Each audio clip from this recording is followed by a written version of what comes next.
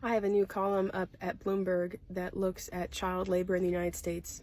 It's not a historic retrospective. It's about child labor, which is surging right now.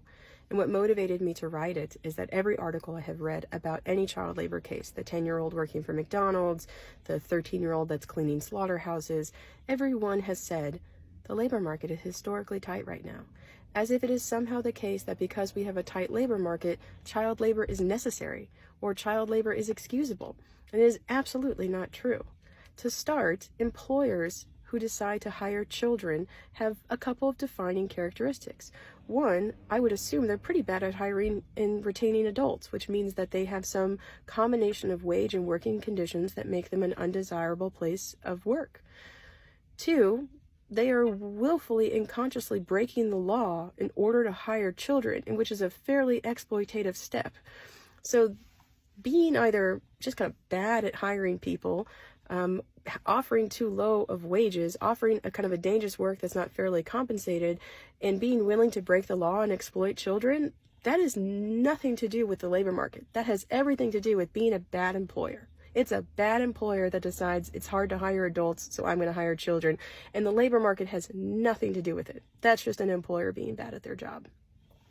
The second thing to keep in mind is that when the unemployment rate is 4% for the economy overall, it's not 4% for everybody. There are groups that we know for a fact that no matter how good the labor market gets for the rest of us, their labor market will almost always be at recession or depression levels of unemployment. Workers who don't have a high school degree, workers with a disability, workers with a felony conviction, their unemployment rate is not 4% right now, and it probably never will be. Employers aren't running out of adults to hire, they're running out of the adults they prefer, the ones that they are less likely to discriminate against. But I suppose the most abhorrent part of this whole logic is that it sets up as the reasonable conclusion that if the labor market is tight and if we are short on workers, children are the only place we can go. Listen, I'm sure everybody would prefer to hire an adult, but aw shucks, unemployment rate's 4%, so now we gotta go down to children. That is absolutely horrific logic, considering that we don't have paid family leave.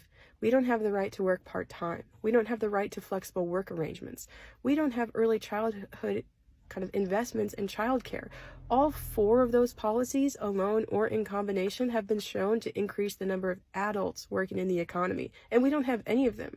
It's not like we've exhausted all possible resources to have adults working. We've literally exhausted none. We've tried literally nothing to get adults to work, and then the unemployment rate drops below 4%. A 10-year-old is found cleaning a McDonald's, and 15 states out there think that the reasonable conclusion is that we need to loosen child labor laws instead of making a labor market that works better for legally age-eligible adults who want to work.